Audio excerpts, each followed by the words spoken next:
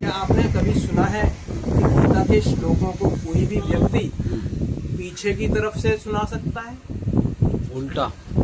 उल्टा नहीं।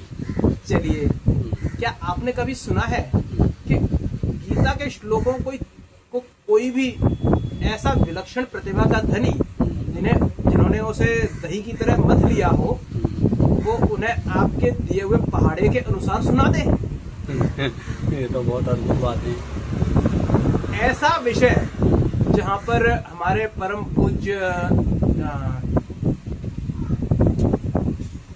योग वाले बाबा रामदेव जी और उनके साथ में और संतों की सेवा में जो भी हमारे देश के प्रमुख लोग हैं जी, वो उस शोभा यात्रा के अंदर में वहां पर उपस्थित थे।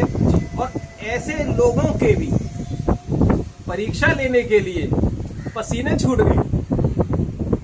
इसके अंदर में अभी तो हमने बात की कि चलो ठीक है, उसको हमने पिरो दिया कि चलो कोई बात नहीं, उसको एक टेबल फॉर्मेट पहाड़ों के अंदर में डाल दिया। लेकिन अगर हम बात करें कि पहाड़ों के अंदर में भी क्रम सर्प गति से बना दिया जाए,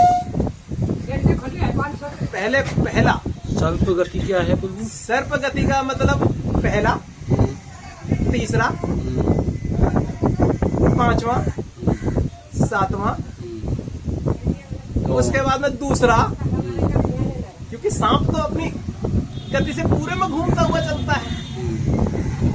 तो सर्प गति का अर्थ ये है कि पहले दूसरे के बाद में पहला और तीसरा, अगर पहला दूसरा हुआ, तीसरे के बाद में फिर पांचवा गया, फिर सातवें के बाद में चौथा गया। क्योंकि अगर हम बात करें एक तरफ से क्रम की, तो वो ऐसे ऐसे चलते हुए ऐसे चलेगा, वो तो उसकी गति है। तो ऐसी प्रतिभाओं के धनी हमारे देश के अंदर उपस्थित है। इसमें इंटरनेशनल लोग भी शामिल थे।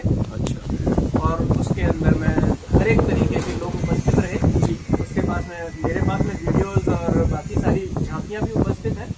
अगर आप चाहें तो मैं आपको स्मरण भेज दूँ, मैं आपको भेज दूंगा। जी जी, मुझे कोई आपत्ति नहीं है, क्योंकि ये तो धर्म का प्रचार प्रसार है।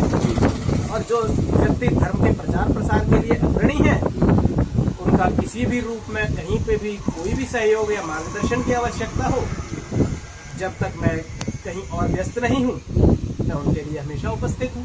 सही। प्रभु कृपा स्वरूप। बहुत